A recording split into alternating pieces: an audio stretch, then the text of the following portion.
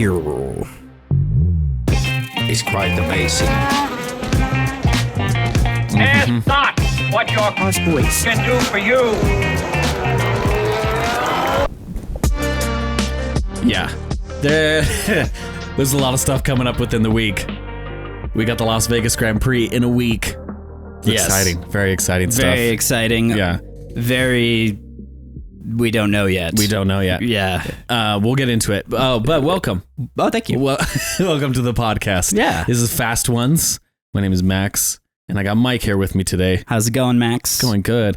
And we have our correspondent joining us for this episode. We have the Haas Chap. Good evening. Good evening. Thank you. Thanks, Henry. Yes, welcome. How are we? We're doing so good. Splendid. We're glad that we get to have you on more regularly. We're trying to make it more of a thing. Yes. I've even made you a home for the table. And so it's not just my laptop flipped the other way and all wonky. You have a station now. Yeah, he does. So, And for those who are watching on YouTube, and if you're not watching on YouTube, go and subscribe to the channel now. But it's funny watching me on what I'm recording on at home and then looking over and seeing another version of me on my screen, which will then be on another version of my screen when it's uploaded. Yes. It's like a real Inception moment. There's many layers to this dream. The tangled web of screens. Yes. Yes. Oh, yeah. Oh. The Haas Chap is ready. The chap. Oh, yeah. If you're listening, just put on sunglasses with sideburns. So it is Very now Elvis Vegas 1970s look. And I think he's evolved from the Haas Chap to the Haas Chops. Oh, Yo. Got him. That was really good. I'm here for the dad jokes. That was so good. Last time we had the Haas Chap on, it was before the upgrades. That's to correct. The Haas Formula One team. Yeah. So we brought him on today to talk with us about how it's been going. Hopefully he can give us some insight. Should we? Oh, you're just breaking down I'm what just we're breaking doing. down what we're doing today. Okay. We are definitely going to talk about what we expect from the Las Vegas Grand Prix as well. Right. And then see where else we go. Right. But to kick things off, I just wanted to ask a question to Henry, the Haas Chap. On your Instagram story, you said Garth Marenghi, for those who know, and you had a picture of a guy on a stage. Yeah. Who is Garth? Yeah. Garth Marenghi. So Garth Marenghi is a character from a comedy in the UK on Channel 4 called Garth Marenghi's Dark Place.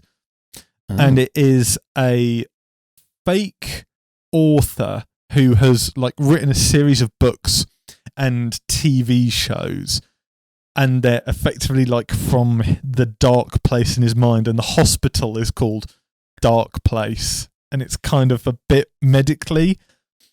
But if you watched What We Do in the Shadows, right? Yeah, yes. Yeah.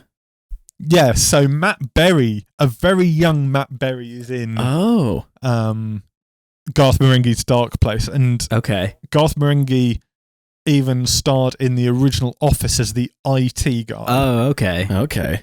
So he's a dry comic. If you remember it. Very dry. Okay. But actually, you don't have to know a lot of the backstory about the show and about his character to understand the comedy. I think that British television is one of those things in the US that's actually been still this it's kind of a dark horse in our entertainment because we're so spoiled with saturation, so many things to watch, and there's always so much media being created over here that we discover the top gears. I know there's so many Doctor Who fans. I'm not personally all that crazy about Doctor Who, but I know that Doctor Who is huge in the US. Yeah. I'm a massive Monty Python fan. I love John Cleese. I went and saw John Cleese and Eric Idle. Really? At a little show they were doing. Oh, that would have been epic. On tour in Las Vegas. Oh, really? Yeah. That's awesome. Yeah. Question, Henry. How is the Haas train doing?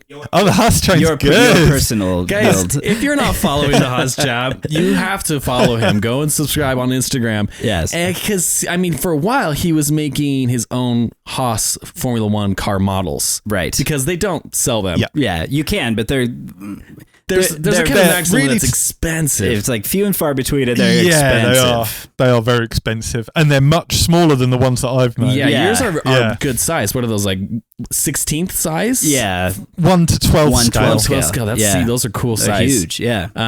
And So you're probably talking about just over a foot-ish Yeah. in length? Yeah. I feel like those are going to be worth a lot. Custom made Yeah. Haas cars by the Haas Chap. I mean, that's a collector's item. Yeah, But totally. then recently, you made a model train and branded it all Haas F1. Yes. I had some transfers left over from the previous build, which was the last year's Circuit of the Americas MoneyGram launch livery. Okay. I had some leftover transfers, and for those people who know and may follow me on Instagram, occasionally I do post other things on my stories about not just Formula One, but my other interests, and that includes steam engines. And I Thomas. have a steam engine that doesn't. Yeah, Thomas I have the a lot train. of Thomas references. Yeah, I have this little engine that doesn't work, so I thought, screw it, I'm gonna make it the Haas train. And The Haas train is a good name put for the MoneyGram fans. on the Yeah, I'm like, we're Buffers and- passengers on the Haas train. Yeah, so, I for mean, I'm sure. glad that somebody built a physical one. You also posted a story the other day. I don't know if we're getting too far in the weeds into trains, but like we can talk about trains as long as we want. You actually like conduct steam trains. yeah. Is that what you would call it? Conducting a steam train? So piloting? I was a fireman. A fireman? Were you shoveling coal? Yeah. I'm the one shoveling the coal. Really? Yeah. That's crazy. Do you have the black lung, Henry? I mean, it does feel like it sometimes when I come home. Can you get me a glass of water, please? Are they actually passenger trains that are being used? Yeah. Are they more gimmicky? I mean, they're used as a loose term because it is a tourist attraction. Okay. They're not being used for commuting Mhm. Gotcha. or anything, but they do provide like a service because they connect to like Real lines. public transport Mhm. in a way. So you can get like a bus to the station, and the station will take you to the next one, and then you can go and wander off and That's so cool. see the local economy. And Interesting. I now want to just provide like build out some like removable vinyl wrap Yeah. that's just Haas branded, and you could actually like do a big steam train, yeah. a real life Haas train. Yeah. Just for a weekend. Just for a weekend. Collaborate with Haas F1 MoneyGram Yes. and then get them to do a big stunt because Red Bull's doing that. Yeah. Why not? Haas could do it. Haas could do that. So Gene. David Paro, if you're listening, listen. Yes. Then we've got some ideas for you. I've got some ideas, but it has to be the fastest steam train that we can get our hands on because I won't accept anything. What if it's the 8th fastest or 9th fastest? Because if we're talking construction, we'll take it. If we're talking We'll love it constructors even. championship, I mean, it would just suit. That's Yeah. all. Yeah. Do you have any news, Mike, first off the bat? I mean, Nerd news. it's to do with Vegas. Okay. Yeah, let's do it. Can we have a jingle for nerd news? It's just Max. We got the nerd news coming down the train. It gets better every week. Like it because it's super lame.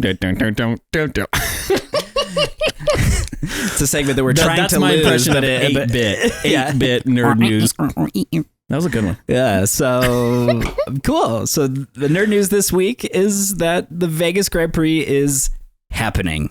Okay. I Yeah. feel like it's been so much hype. There's so much things going on Yeah. Yeah. that I always feel like when they build a new circuit, Mm-hmm. all of Twitter and Reddit and everyone are like, they're never going to get this done in time because they're always Yeah. monitoring how like last minute everything comes together. Yeah. Vegas has been no different. Yeah. It's definitely been no different. There's a lot of people that are like, there's no way. Yeah. Grandstands are still being built. Yeah. Curbs are painted, but that's about it. Right. You know, and we've seen the pictures of the curbs. Yes, They're cool. they look like a deck of cards, which was a good move. It's a roulette wheel thingy. Yeah, it's cool. It's pretty cool. It's a good move. I get nervous for Las Vegas. I do too. It's one thing to, I think, build a circuit Right. off outside of the city limits or whatever. Right. But it's another thing to like build it into the city structure. Right. And people's TikToks and Instagram reels make it seem like they are way behind schedule. Right. It is really nerve-wracking. So with that said, it's coming. It's happening. Mhm. The forces of nature cannot stop this Mhm. from being finished and ready to go. Yeah. I've heard that there are some, I've even heard, and this may be a rumor, but I heard a grandstand was canceled. So that they just like, That one's not going to be built. We don't have time. It said some racist comments. And they had to cancel that grandstand. They had to cancel. They're like, we don't accept that. It's the 21st century. So, but one thing that's going to be a huge factor, and I said this last year when they announced that the Vegas Grand Prix was going to take place in November, I immediately said, it's going to be cold. Do they know that it's cold in Nevada? Yeah. During the wintertime. I'm like, there might be this perception that it's Abu Dhabi or Saudi Arabia or Qatar. Yeah. Or these places where it's like, it never gets cold. I mean, no, it's freaking cold in November. Yeah. In Las Vegas. The coldest Formula One race took place at 5 degrees Celsius. That was the coldest one on record. And that's like what? 80 degrees Fahrenheit? I don't know the conversion. It's definitely. That's a summer's day in England. I would have to do a conversion because I don't actually know. But does the English guy know the conversion? No, yeah. We don't care about English terms. They don't care about American terms. Let's look it up. Fahrenheit. Everyone else uses Celsius. 41. Everyone else uses Celsius. 41 Fahrenheit. Okay, that's cool. That's just above freezing. That's just above freezing. Yeah. The weather prediction as of right now for the Vegas Grand Prix is that, and again, keep in mind, this race doesn't start until 11 p.m. Utah time, 10 p.m. I believe Nevada time. Oh yeah. And the weather prediction at the moment has it at 4 degrees Celsius, which will be 39.2 degrees. This is going to be fun. It is a recipe for disaster. The Pirelli tires. Yeah, what's it going to do to the cars? They do not operate at this temperature. Yeah, dude. I want to. We want this. Wind the clock back. All three of us. I know that we've all watched long enough to remember this. Yeah, there you go. I believe it was Turkey Grand Prix where Valtteri Bottas could not keep it straight in 2020. He pinballed off of people. He spun like 5 times during that race. Was that the intro where he took out 10 people? I don't know because he survived the race because he ended up No, finishing. it wasn't that one. It was literally he just couldn't stop. It was the whole race he spun. It was literally no grip for him the entire time. That was warmer. Wow. Than this Vegas Grand Prix will be. That's amazing. And so we're set up for... This is going to be chaos. That makes exciting racing. It does. Because we have very predictable racing going on. It's like, wait, Max, maybe Lando, or whatever. We have this like order of people going to finish. This sounds like it's going to be a shuffle up. And Red Bull doesn't abuse tires. Yeah. So there's a possibility that they can't even get those things turned on at all. What were you going to say, Henry? Something else to note is that it's not going to be a track that is high downforce. Right. Because it's got the enormous straights. Right. So it's like what happens on straights is the tires don't heat up on straights. They heat up in corners. So you're going to get the tires operating even less. Oh, wow. Than they would do at. They're going to be driving on rocks. This is dope. Yeah, these tires are literally going to be cement. They're not going to be rubber. I need to get a seat for the race and watch them. Just find the hardest braking zone and park it there. Because I think that's going to be where all the drama is. It's going to be turn one. Heck yeah. Like turn one is going to be a disaster. I'm excited. And here's the thing about Vegas. And I feel like maybe we haven't said this on the podcast. We haven't talked about Vegas a lot. We haven't. And maybe there's a good reason for that. But I think that because of a few things. One, we know that the U.S. is a little bit notorious for a cringe fest. Oh, yeah. And so Miami has been a little embarrassing at times. Been leading the charge. Yeah. Texas has had its moments, but it's not nearly Miami. Texas is still keeping it under control. The grid walk can be a little bit saucy, but otherwise not as glamorous as the Miami GP. This one feels like a recipe for the ultimate cringe of all American dreams. And so that's definitely factor one for me. I mean, just throwing this out there, what could the Las Vegas Grand Prix do that would be more cringy than a fake bay with fake boats? I mean, fake cars. Just like they're like, it's like a parade, like the Macy's Day Parade. They're not actually F1 cars, there's like a little golf buggy in the middle, and they're driving just very slowly around. Yeah. Everyone waving. Those are the Ubers. Yeah. Those are the Ubers this weekend. I mean, Yeah. is like the Tesla Loop. Isn't there like a Tesla Loop in Las Vegas, an underground? Oh, they're trying to build one, I believe. I don't know if it's finished. Yeah, I don't know. I was thinking maybe the drivers could be on Teslas. Oh, good. That would be The worst car brand in the world. right in line with Formula One. It definitely leaves the door open for lots of interpretation there. We're excited to see what they can do to embarrass us further. I would say that the Miami Grand Prix is going to be cringier. I think Las Vegas is well within its realms to be glitzy and expensive and also cheap at the same time.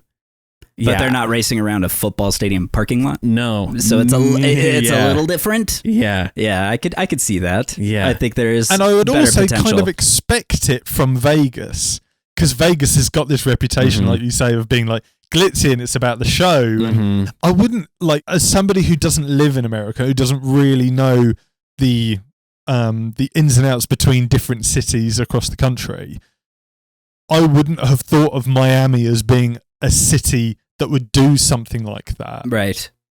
It would be more Las Vegas or Hollywood. Yeah. You know, something that's got that reputation across the globe. And so far, of being kind of typically Miami's American. a vacation spot, definitely a party town. and I haven't seen Las but Vegas. it is at Vegas. I haven't seen Las Vegas doing anything besides grandstands and expensive restaurants to watch the race from, Right. which seems classy. Right. Whereas Miami is building a fake bay. Right. Yeah. And yeah. that was weird. Yeah. And fake mermaids like swimming around. Right. Las Vegas, I haven't seen any of that. They haven't done anything further than it's the mainly embarrassing like fake Paris. The fake Paris. Which is already there. It's already there. We've already accepted.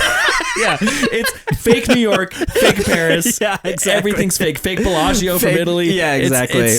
Oh, you're right. Yeah. It's already there. It's already there. It snuck in 20 years ago. Maybe it's just because we're so acclimated to the embarrassment of Vegas that it seemed, but that's where I remain, is a little bit like, but I think that that's part of what the charm of Vegas is that it has no business being the town that it is where it is. Yeah. It's in the middle of nowhere. It is literally dead center between where this podcast is recorded in Los Angeles. Yeah.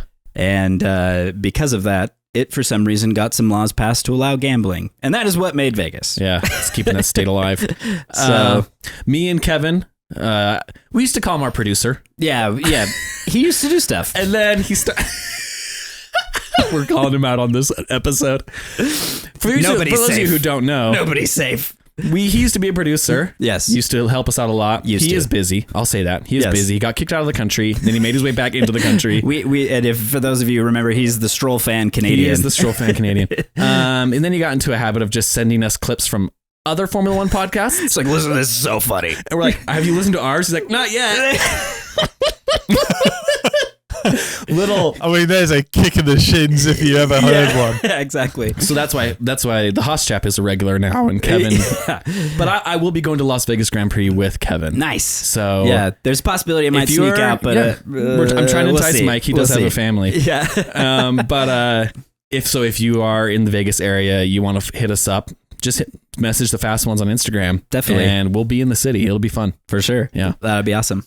I mean, we can get back to the Las Vegas Grand Prix. Yes. But before we do that, let's shift gears. Okay. And let's talk to the Haas Chap. Last time he was on, he gave us a full in-depth review of the upgrades coming towards Haas. Yeah. And since then, we've seen the Haas perform on track. Yep. And people are mad, and some people are hopeful. Right. I am hopeful. I am too. So we want to give the time to the Haas Chap to answer these questions. Yes. What are your thoughts on the Haas upgrade? What can we expect? And what have we seen? Yeah. It's certainly been a bit of a difficult pill to swallow since the hype that we had, all of the speculation that we had surrounding the B spec of the VF23 from Austin, Texas onwards, which was then supposed to be the new design, and it was very much like the RB19 of this year, and it was going to take the design principle forward into next year and kind of would give us a good comparison between a Red Bull design and a Ferrari design. And actually kind of what we got was a combination of the two, because if we remember last time I was on, we were talking about the bowl shape on the side pod. Yeah. So although from a side-on perspective, it looks like it's not there, actually, if you were to kind of like stand up like another 2 feet, you can still see it's still got a bit of a contour, a bowl action There's on they're top. holding on to that bowl. But it has got exceptionally increased vents, like I noticed that on airflow vents down on the side back. that look like a super aggressive. Yeah, a louver, if you will. Yeah. One other thing about that Cota car was that I was on the side of it. Yeah. And I understand that you two were also supposed to be on the side We of it. were. Something We was, took a risk. We took a risk, No. and it didn't pan out. Because I've been the sole contact for Haas and their socials. And when they sent me the link, So they're like, for only people- selfies. And I was like, well, I'm not doing that without Mike. So I sent in a picture of both of us, and it didn't make the cut. And we did not end up on the side of the But car. you made it. So for people, for context, it was MoneyGram, the sponsors of title sponsors of Haas. They said they emailed a bunch of people who like clearly really support the team, and a lot of their customer base said, "Hey, do you want to be on the side of the car in Austin, Texas, with the new livery?" And so I was like, Heck I yeah. got the email, and I think I replied within about 0.1 of a second. Going, You're like, check that of course I reaction do." time. Yeah. Lights out and away Yeah. we go, baby. Yeah. Sent a picture in straight away, and I messaged you guys saying, "Hey, did you get an email from? I got this email Yeah. from MoneyGram, but I can't really say anything." And they're like, "Yeah, we got it as well." Yeah. So I ended up on the car. It was a good looking but pic, dude. That was awesome. on Nico's. Yeah, Did someone on the car break a mirror or have some kind of bad energy be put into the new B-spec car for the weekend in Austin? Just because it seems as though like the hype seemed like this car should be performing. I'm just surprised that we've kind of gotten this result so far. and in FP1, Cota was a sprint weekend. In the only free practice session, we ended up 5th and 9th. Yeah. So that hype was clearly It was like, real. Yeah, here we go. Yeah. This is the new generation. Right. Really coming into its stride. And we ended the sprint in P15 and P18. Yeah. And then in the main race, it was P11 for Hulk and P14 for K-Mag. So, and that's after the disqualifications of Lewis Hamilton and Charles Leclerc. So Right. kind of not exactly ideal, Yeah. but Yeah. considering it's an hour's worth of practice on a brand new design concept, I could kind of go, oh, P11, that's not bad. Right. We finished P9 last year at the circuit. Yeah. It's 2 places down, but it's a brand new car, effectively. The drivers have still got to get used to it. Right. But we're another 2 races along, and we're still trying to get used to it, Yeah. which is a bit of a shame. Mexico, Hulk was P13 and K-Mag DNF. Yeah. And then for Brazil, again, a sprint race, P16 for K-Mag, and for Hulk, it was P18. The only car to be on a set of mediums and not on softs, because we still seem to be having an issue with tyre degradation. Yeah. Jeez. But we were a minute behind Max Verstappen at the end of that sprint race, which was only 24 Yeah, laps, it's only 24 laps. which was, Brutal. that's 2 seconds a lap, effectively, Yeah. that you're losing. So here's a question and a thought, because I felt the same way, and I feel like I still have some hope. I still have some optimism for the car, because when I look at the upgrade was introduced at Austin, sprint race weekend.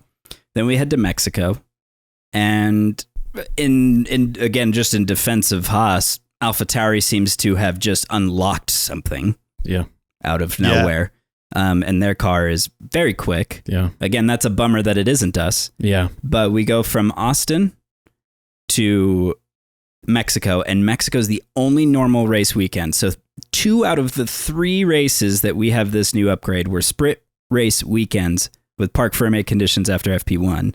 And only 1 race weekend with all of the practice sessions to be able to do everything to it. Yeah. And that one race weekend is the only one in the year that they talk about the elevation, because Mexico City is so high that aerodynamics don't play into it as much. So it has a near Monza sort of discussion around low downforce and not really getting quite the same effect that you normally do. Okay. So when I look at 3 races and not a lot of success with the new package, a part of me says maybe it's not the fault of the designer and more of the fault of the timing.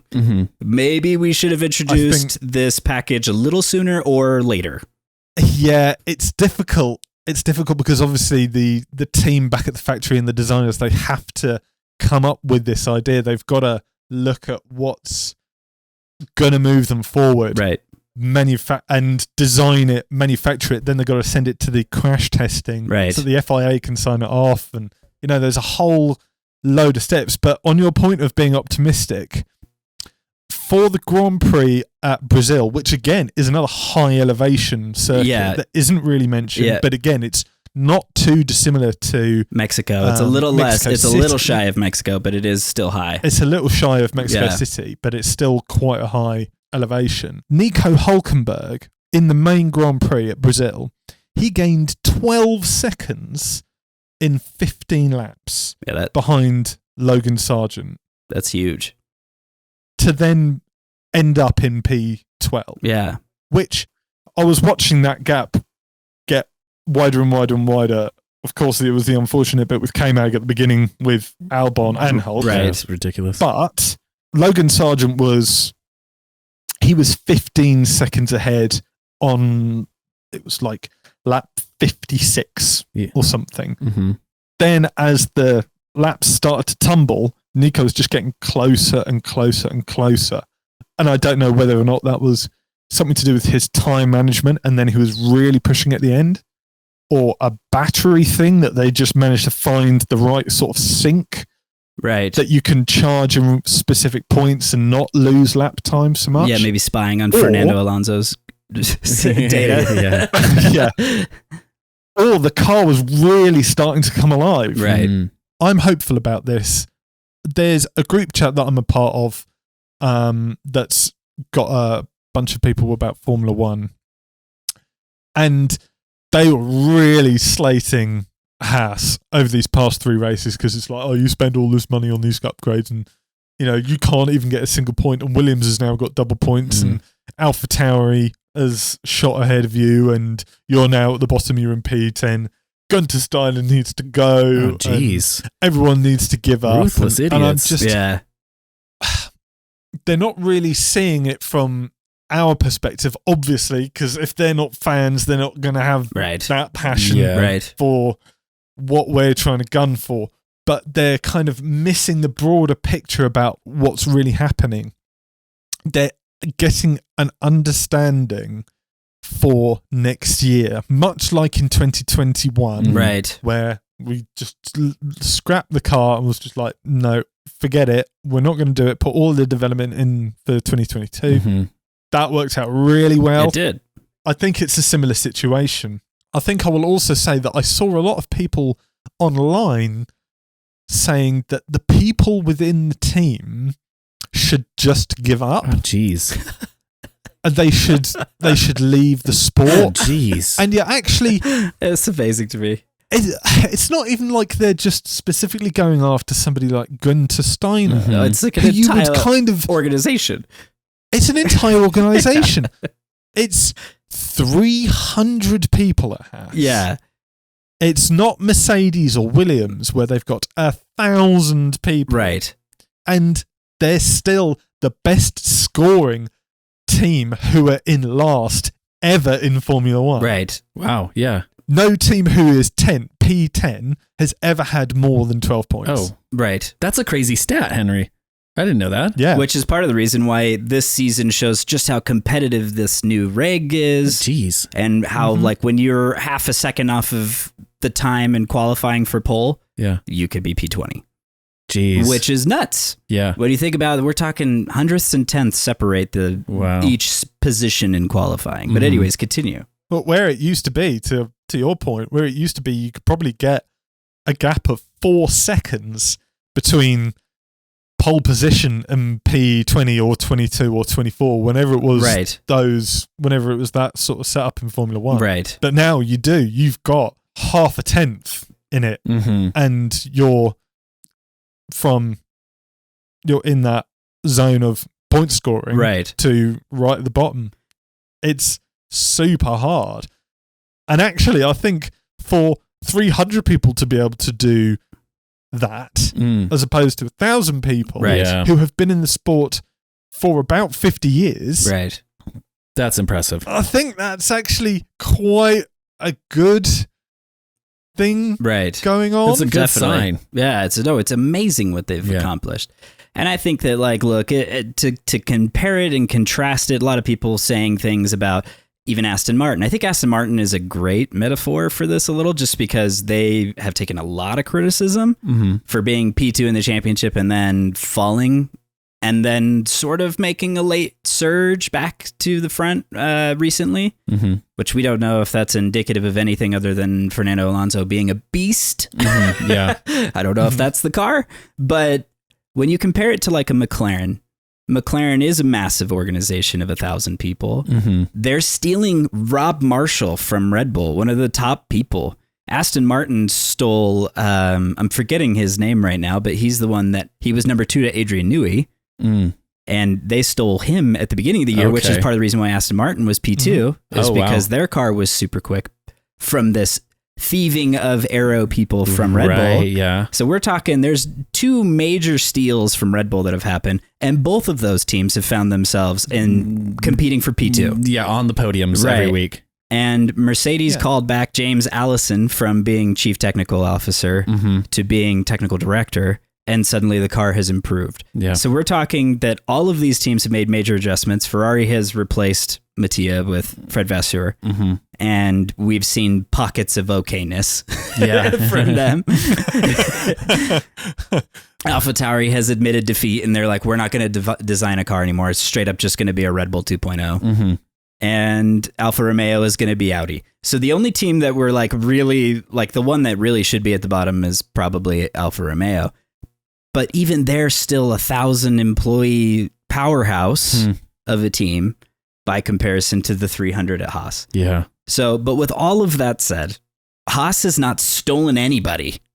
Right. All of this is still such an organic development program to be able to develop a car that's as quick as it is and so close to being on the pace that I am optimistic. At some point or another, that silver bullet will be found, and I think the car will finish in the points regularly. Totally. And so I think it's just, you got to hang on that hope. But it is funny to compare them to all of these companies that have all this money to be like, yeah, we're going to go steal a few executives, few key role players from teams that are doing it right. Yeah. It's like Gunter and Gene don't have that capability. Yeah. They just trust their team. And I love that team is still trusted. You've never heard in the news, Haas fires half the company because they're not performing. Yeah. No.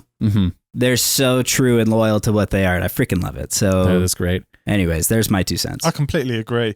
They still want to do this, and that they still want to compete for points. They're not competing for wins. Right. We're not really competing for podiums. We're competing to be part of one of the fastest growing sports in the world. Right. That's also true. And that's a good point. I really admire that they're sticking with it and they're not just throwing it in the bin. There was a survey done, not that only a couple of days ago, that came out and averaged the value of a Formula One team. Take a guess what that value is. 2.3 billion. I mean, it's probably somewhere in the 500 million category to me. It is 1.88 billion. Jeez Louise, you were close. That's what I thought. You were close. Yeah. There's only 10 teams. Well, right. The and real it's estate the biggest sport in the world right now, I feel. Right. It's just growing like crazy.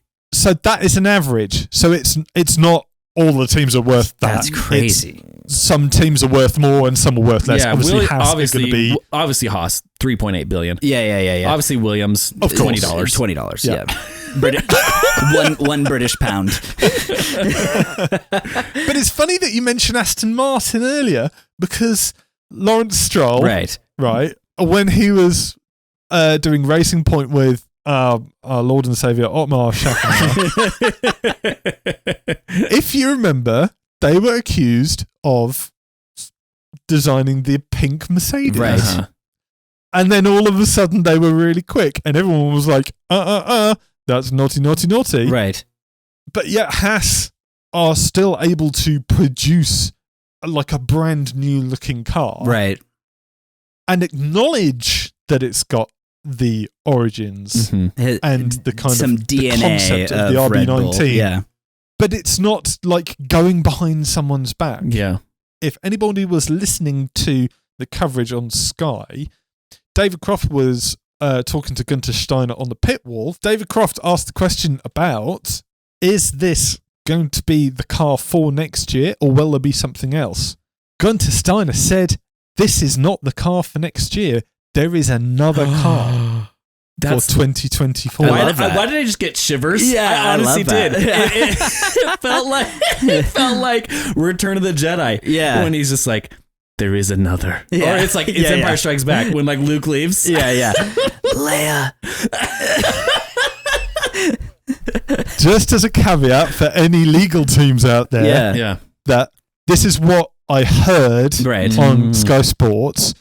There's been nothing said about it's like a new design. Right. It's a new concept or anything. Right. It could be an evolution Yeah. of the one that is right now. Right. But it isn't.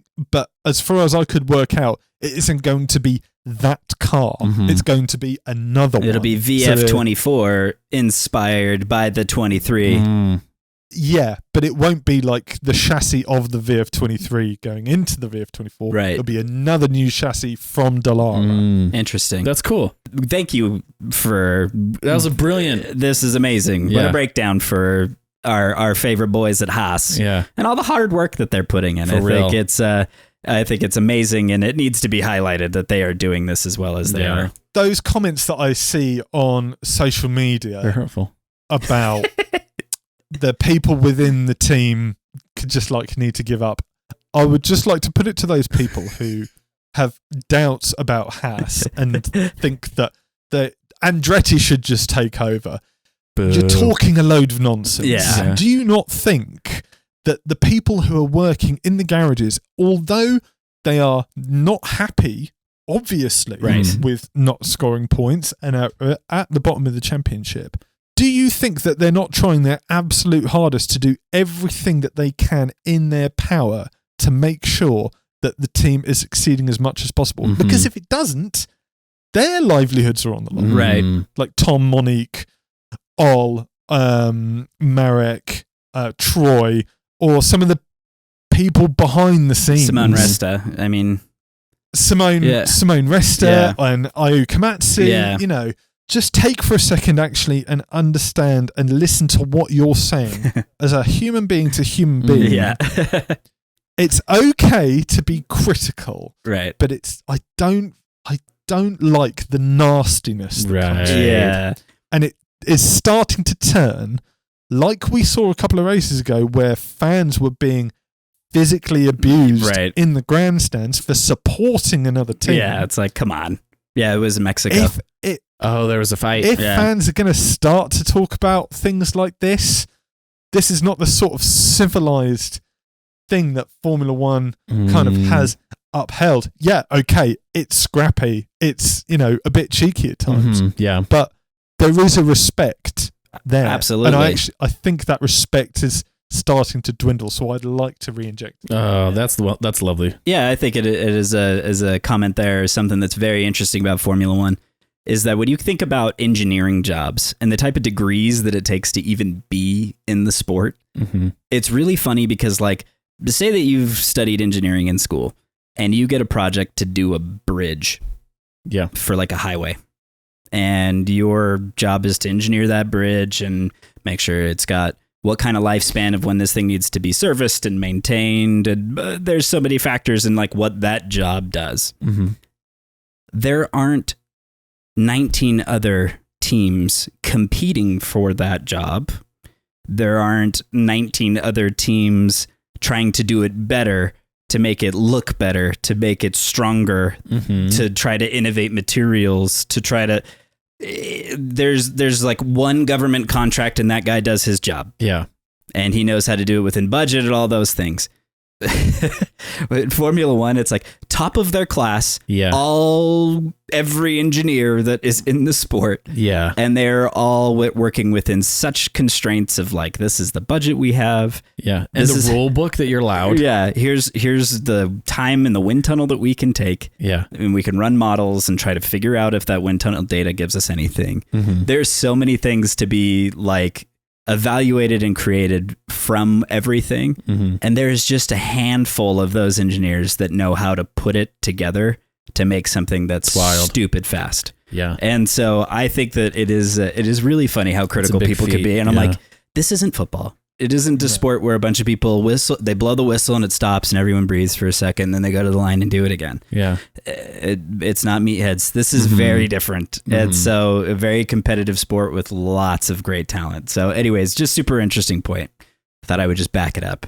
I've been thinking in my head, I mean, I can't top what you guys just said because I think it was beautiful. And like, it's just a wonderful point to bring up, Henry. Going back to Mexico and Brazil, does the elevation really matter that much? Yeah. Yeah. It's wild to me. Just thinner oxygen. Like you're not getting as much oxygen in the engine. The air density makes a factor on the downforce provided by the wings and everything that is made on the car. I guess I do know that like in some of those hotter races, Singapore or whatever, you might see the humidity spooling off the back of the wings. Yeah, I feel like in Austria, you could always see... In Austria, okay, yeah. I don't know why Austria. I would have to do some research here, but I feel like you can always see some white spooling off the wing when they go down the straights. But Mexico, it's messing with that car aerodynamics enough that it's a factor. Yeah, and I'll explain to our listeners, Max is from Utah. I am. And so Max grew up training, running a mile and PE and doing all of that exactly at Utah elevation. That's true. And when I moved from Southern California to Utah and I had to do PE here, I thought I was going to die. That's a good point. There was one year I went to Fiji and was hanging out with some locals and we played rugby. And it was just like straight from Salt Lake right to Fiji. Yeah. I was running laps around those Fijians. It was the best feeling ever. Yeah, they were like, what is wrong with him? Why is that guy so fast? So if I was a Formula One car, that makes sense too. Yeah, okay. This is very similar. Easy. That was an easy analogy to understand. It's as simple as that. It's the same thing. Air quality and content in Utah is way lower than sea level. So Mexico is a factor enough. Cool. Any other thoughts on the Haas team before we move on, Henry? I love them. They're all great. They are great. And it's 2 races left: Las Vegas and Abu Dhabi. And wow, what a year! If it comes to the end of the year and we're still P10, we're still, like I said earlier, the highest scoring last place team in Formula One. Wow. So that's something to be said for just how competitive the grid has been this year. Right. It's not a reflection of their performance as human beings. It's a reflection of the capabilities and the limitations that the organisation as a whole has. If you're a team that is spread across 3 countries with no personal wind tunnel, no personal simulator, you have to go and use Ferraris. So every time K-Mag or Nico has to use the simulator to you train have to ask for the keys from Vasseur. They've got to go to Italy. And we don't know if they have fiber optic internet. Yeah. I mean, there are many factors across this as far as efficiencies. I think the internet in Italy it's operated by candlelight. It explains a lot about Ferrari now, actually. Yeah, it explains a lot. But there is a huge amount of support still behind the team. Totally. I'm one of them. We're don't make that exclusive. People who have come don't make that together. exclusive. You're talking about we are behind. We are a collection of people who have come together because of a joint love of this particular team. For sure. And there are thousands of fans just waiting to see that car go round and round in circles. Totally. Looking as good as it does. Just wanting the underdog to come through. And I think there is something there that I think is worth holding on to, because if you just drop it, then what could have been might be missed. So I think that's where I stand. Totally. Don't give up. That was an epic Do not speech. give up. Yeah, Was that freestyle? Did we just soapbox for a moment there? That was beautiful. Well, yeah. Well, let's shift gears to the Las Vegas Grand Prix and talk about that crap. And now we'll just end the episode on the low note. That was too good to pass up. Yeah, Shoot. totally. I think that's amazing. Thanks for bringing that back to our true love of Haas. Yes, totally. I'm like so invigorated. Yeah, I've never been more inspired in my life. Yeah.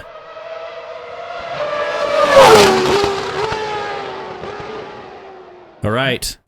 Okay. Well, final segment. Dun dun dun. We're gonna roll the dice in this segment. We're gonna pull the slot. Oh, here we go, Henry. Why is it called craps? Because it's What an awful name. I actually don't know the answer I to don't know that. You'd either. think that maybe some rough and tumble Americans such as us know about that. But I was like, I don't know the history We of didn't get very casinos. far into I know this. that James Bond plays a lot of casinos in all over Europe, so it's not exclusively an American thing. no. Yeah. We didn't invent casinos No. at all. We just made them full of Elvis and prostitutes. Does Europe? Did Europe ever have prostitutes before America existed? Is it called the oldest profession for that reason? I don't know. Did Sting write Roxanne after just visiting the America for the first time? Is this a genuine representation of the American education?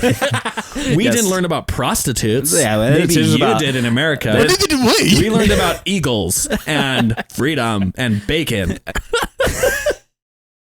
We had 50 states to learn about. Yeah. That's a lot. Yeah, they made us learn songs and memorize how many states there are. Yeah. That's different, man. Yeah. And we came out ready to face the world. But Where the hell are we going? we were talking about Vegas? Okay. What are we going to... Let's see it. Vegas predictions. What do you Right. think is going to happen? We can talk about Haas. Right. We can also predict what's going to happen on the podium. Right. I mean, talking about now that the temperatures are going to be cold, Right. there could be a fun mix-up. There could be. And that sounds good. In a track that is new. It looks like an upside down pig, Yep. dead with its feet in the air. Uh-huh. We'll post that link in bio. That new track. It's probably skinny in some areas. High consequence. Yes. If you get out of line, you're smashed into a wall. Right. You have low temperatures, no experience. It could be fun. It could be Could be really fun. fun. Okay, guys, what do we think? Predictions. Predictions. I'm going to let Henry start. Haas 1-2. Haas 1-2. Yeah. Yay. I mean, yeah, I like that. Let's go with that for him. I can't not. I can't not. There's an opportunity for me to give a prediction every time somebody's asked me, what do I think is going to result? Haas 1-2. And when it happens, Yeah, it's going everyone's to be epic. They're going to be go like, back to the Henry prophet. said it. He said it. And I'm just going to drop the mic. Walk away. A friend of mine asked me last season, he said, what are your predictions for this weekend? Do you think Haas will finish in the points? Mhm. I can't remember what race it was, but I remember being like, actually, I think this is our best shot. So yeah. And he put like $40 on it and he won like $4,000 Oh, jeez. out of bet. Whoa. And he bought me a Haas shirt. There you go. He was like, thanks, man. And I was like, yeah, thanks. You got $4,000? Yeah. Jeez. So anyways, Side note, Haas has 3 home races. they do now. I mean, no team has that many home races. No. Could you actually say they have 7? Yes, because they have Italy. And Imola and And Monza. Italy twice. Uh-huh. Yeah. You have 3 in the US. Then Silverstone, Yeah. kind of, because they're in the UK. And then 3 in the States. yeah, so it's a We have a lot of home races. yeah. Oh, you know what would be great? They need to bring Hockenheim back. They do. Man, do they. That track rules. Is that in Germany? Yes. Yeah. And I feel like after Sebastian Vettel hit the barrier in the rain and lost the championship to Lewis Hamilton, F1 was like, Germany needs a break. They're really sad. They're not going to forget this anytime soon. And so I feel like, I swear, because it was right after that they didn't renew Germany, which was a bummer. But I love that racetrack. Yeah. Going into like this weekend, like I said. Oh, sorry. Were we off topic? I'm thinking. Whoops, not again. This is why Max is host, by the way, everyone. I'm thinking out loud, like, because, I said I'm planning on going down to Las Vegas. Yeah. I've been doing research on where I can watch the race, where I can hang out. I've been getting pushed tons of ads. There's like Ferrari fan zones and Red Bull fan zones. I'll be saying it. There's no Haas. There's no Haas fan zone. I haven't found one yet. So why don't we And I want to be the hub for Make Haas one. fans. Yes. Yeah. Yes. So Exactly. okay, we're going to find the Chuck E. Cheese in Vegas. And we're going to start a Haas fan zone of our own at the Chuck E. There's Cheese. No, Yeah. you know, it needs to be. It needs to be at that pawn shop. Sorry, he said pawn shop for Pawn? Americans. It's not Yeah, porn shop. All right. I was like, which porn shop on There's on the several strip? porn shops in Vegas as well, but the pawn shop for Pawn Stars, is that the one that you're thinking Yeah, of? yeah. There That you would go. be great. It's best I can do is I was- $50. I was thinking the M&M store or the White Castle that's right on the strip. Yeah, there you go.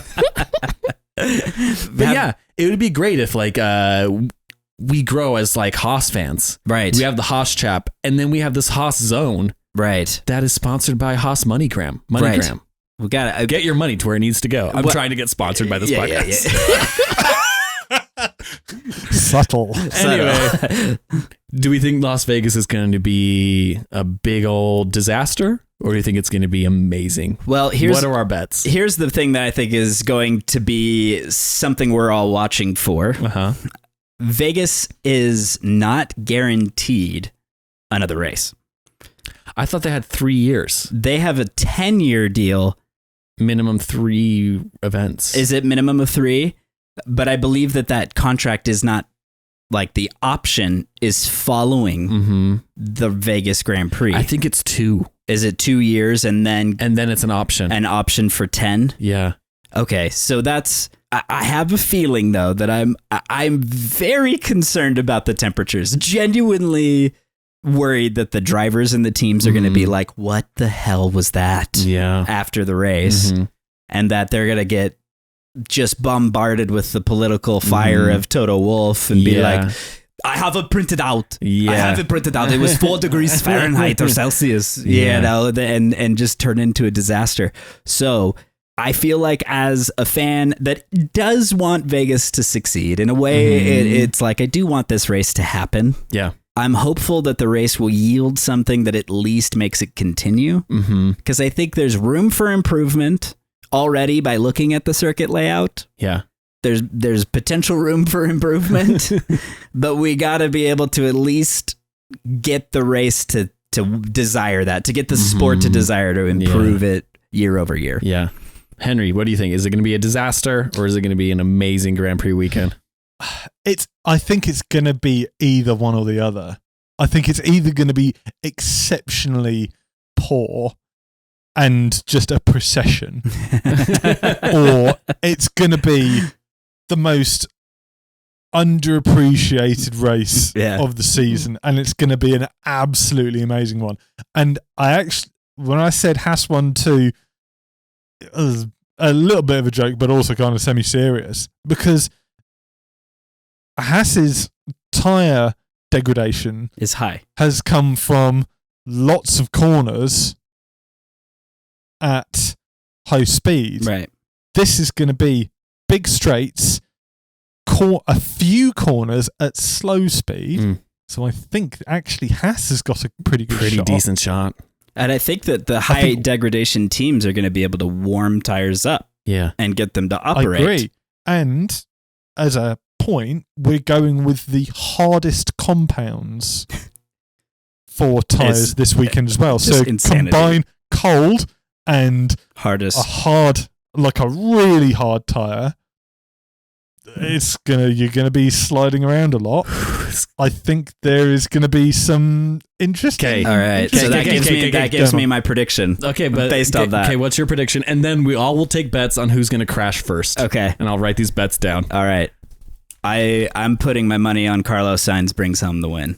Oh, Mike. So I'm going to go with the Ferrari in the front. And then I think that it'll probably be Carlos, Max, and Lando. That's my top 3 for Vegas. Okay, fun. What is your thoughts? I wasn't thinking podium-wise. I was thinking points-wise. Oh, okay. I was like, I can see Haas getting into the points. That would be really fun. It would be epic. I would love for Daniel Ricciardo to be top 4. I don't know if that could happen, but... I mean, based on Mexico, it's possible. It's not crazy. Yeah. But yeah, I think Max will probably take it. Yeah. Lewis, second place. Yeah, okay. I don't know. Nothing to support that. Yeah. Oscar Piastri, third. Okay. I'm happy to have the dry Aussie on third. Yeah. Now, who's going to crash first? Okay. I'm Sergio Perez. There will be a crash, Mike says Sergio. I love you, Checo. Okay. But something says that maybe you qualify poorly and maybe desperation sets in, and that's the only thing that I'm concerned about there. So I'm going with Checo. If Checo crashes out, Lewis gets second. That gap to second place is still on. Yep. Okay, Henry, if there's a crash, who's crashing first? I think it's going to be either Lance. Okay. Yeah. Because I think he's just going to. Yeah, exactly. You feel it in your gut. It's Lance Stroll. I just think he's good. Or I don't know why the prediction gods are speaking to me and they're telling me Zhou Guan Yu, and I don't know why. Okay, and it's nothing against him, no, because he's a really decent driver. Yeah, he is really good. But I don't know why. There's just something in my head saying Zhou Guan Yu's gonna crash out first. He's just gonna be distracted. But is there a caveat to this? Is it at any point the first one to crash, or is it in the Grand Prix? It's the first one to crash. Oh, that's what I said. Right. So first to crash. They could crash But who are the other DNFs? Maybe. Well, let's get through Grand first. Prix. Grand Prix. No. I mean it. So is it the first one to crash of the weekend? No, Grand Prix. Or is it the first one to crash of the Grand Prix? The Grand Prix. That's a good one. Okay. Yeah. There's going to be people hitting the barriers in practice. Max will be one of them. I'm sure of it. They need to learn the limits of that track. Yeah. I'm saying that either Bottas crashes. Okay. So another Alpha. Orlando. Yeah. Oh, that's an interesting pick. Yeah. Okay. That's why Oscar's going to get third on my podium. Yeah. It's because Lando's going to be leading. Uh-huh. It's going to be a he's going to crash and he's going to be like, no, it was mine. Oh, he keeps getting robbed. Poor Lando. Well, okay. Las Vegas this week. We're stoked for it. Fingers crossed that it's not the biggest disaster, but that we have something that's very fun to talk about next week. Haas, Viva the chap is Haas ready. Vegas. He's ready to. Viva I've never seen him so Haas ready Vegas. for anything in his life. I love Amazing. that. Okay. All Well, right. thanks again to the Haas Chap for being on the show. Thanks Guys, for joining us. Follow the Haas Chap on TikTok very and on much. Instagram. Anywhere else that we want to reach out to you? Because you're crushing it. Just those. Okay. On email, you can if you really want, you can send me an email, thehaaschap@gmail.com, or smoke signal or homing pigeon. Yeah, okay. Yeah. Yeah. Those work. Okay. And thanks for listening to the show. Yeah. Like, subscribe, follow us as well. Tell your friends, and we look forward to breaking down the Vegas GP next week. Subscribe on YouTube, watch it on YouTube, like it on YouTube, comment on YouTube, Yes. share it, turn notifications on, all that good stuff. Man, He's better than us. this is why he's better than Kevin. Yeah. Mr. Beast, I just got 1,000 planes, and I'm gonna give out a plane to anyone who asks about it. Do you have 1,000 planes? You get a plane. Why hasn't Mr. Beast bought a Formula 1 team yet? It's next. Yeah. It's next. That's the next thing. It's the Mr. Beast and Andretti Formula 1 team. Really do. Amazing. One small podcast. for man, one giant leap What could would the Las Vegas Grand Prix do that would be more cringy than a fake bay with fake boats? Fake cars.